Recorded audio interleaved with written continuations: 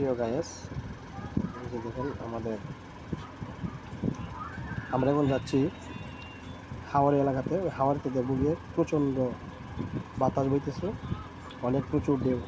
এই যে গাড়ি যাচ্ছে একটি, এই যে SDF সমিতি মহিলা ঘরটা দেখেন এখন যে জায়গায় মহিলাদের অফিসের কাজ চলতেছে কাজ। এই যে দেখেন প্রচণ্ড বাতাস, পশ্চিমের সূর্যগুলি অনেক সুন্দর দেখাচ্ছে। এই যে অনেক সুন্দর। এই যে দেখেন এই যে একটা গরুটা হাতে গেছে, অনেক সুন্দর গরুটা,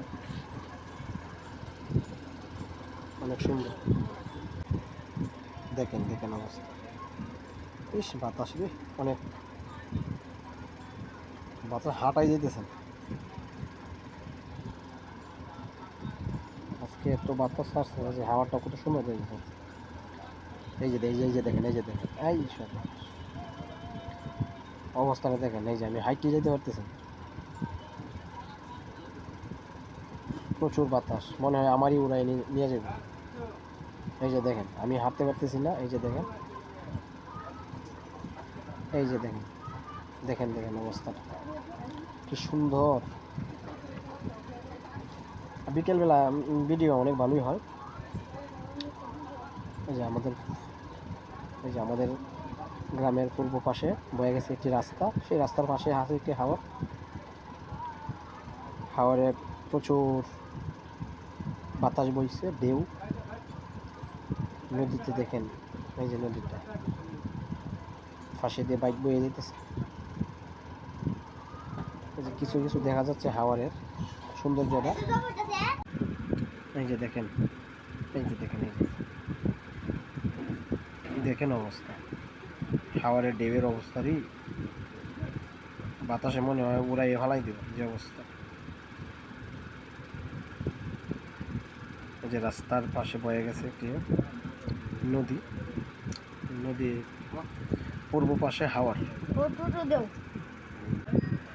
এই যে দেখেন আকাশের পশ্চিম দিকটা দেখেন, সূর্য ডুবে যাচ্ছে। এই যে ভিডিও একটু দৃশ্য তুলে ধরলাম সূর্য ডুবার কালীন। যে এখন পূর্ব পাশে দেখেন এই যে হাওয়াটা দেখেন, এই যে হাওয়ার দেখেন।